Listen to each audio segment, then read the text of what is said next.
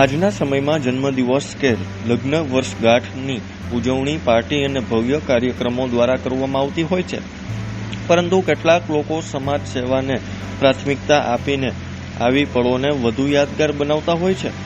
રાજકોટના સામાજિક અગ્રણી અરવિંદભાઈ પાટડિયાએ તેમના લગ્ન જીવનની 55મી વર્ષગાંઠ નિમિત્તે સેવાકીય પ્રવૃત્તિનું આયોજન કરીને એક અનોખો સંદેશ આપ્યો છે.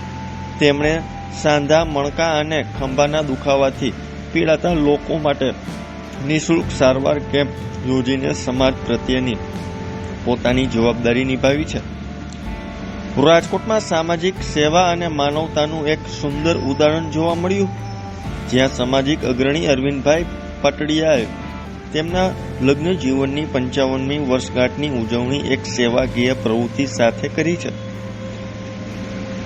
સામાન્ય રીતે લોકો લગ્ન વર્ષગાંઠની ઉજવણી પરિવાર અને મિત્રો સાથે કરતા હોય છે, પરંતુ અરવિંદભાઈએ આ ખાસ પ્રસંગે સમાજને કંઈક પરત આપવાનો સંકલ્પ કર્યો છે.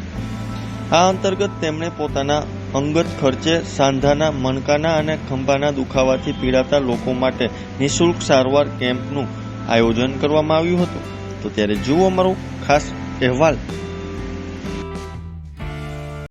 આજે મારો પોતાનો લગ્ન જીવનનો 55મી વર્ષગાંઠ નિમિત્તે આ વખતે એવો વિચાર થયો કે લગ્નની વર્ષગાંઠની ઉજવણી માનવતાલક્ષી કાર્ય કરવાથી આપણે કરવી જોઈએ, અને એ હિસાબે આજે મેં મોટે ભાગે જે સાંધાના દુખાવા હોય, મણકાના દુખાવા હોય, ખંભાના દુખાવા હોય, એવા જે લોકો છે એના માટેનો એક સારવારનો કેમ્પ એકદમ નિઃશુલ્ક રાખેલો છે, અને એ પણ મારા પોતાની પ્રેમાઇશીમાં રાખેલો છે.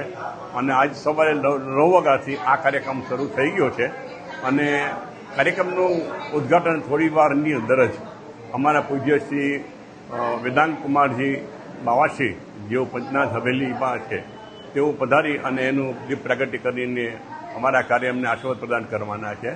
અત્યારે સુધીમાં લગભગ 40થી 45 લોકોએ આ સારવારનો લાભ લીધો છે, અને ખાસ કરીને અમારા આજે આ સારવાર કેમ્પ છે એમાં બહુ ગુજરાતના પ્રખ્યાત એવા લાયન 40 વર્ષના એક્યુપેશનના અનુભવી એવા ભૈલરભાઈ ધીણોજા, એની સાથે કિશોરભાઈ વાળા, એની સાથે અરવિંદભાઈ રાણપરા, એની સાથે 4 વ્યક્તિઓ આ અત્યારે ધ્યાન કેમ્પની અંદર સારવાર આપી રહ્યા છે. અને અમે લોકોને પણ કહીએ છીએ કે અત્યારે કોઈને પણ દુખાવો હોય તો અમારો કેમ્પ અત્યારે બપોરના લગભગ 1:30 થી 2 વાગ્યા સુધી ચાલુ જ રહેશે, અને વધુ લોકો આ કેમ્પમાં લાભ લે એવી મારી અંતરની શુભેચ્છા, મારી પોતાની ઈચ્છા છે.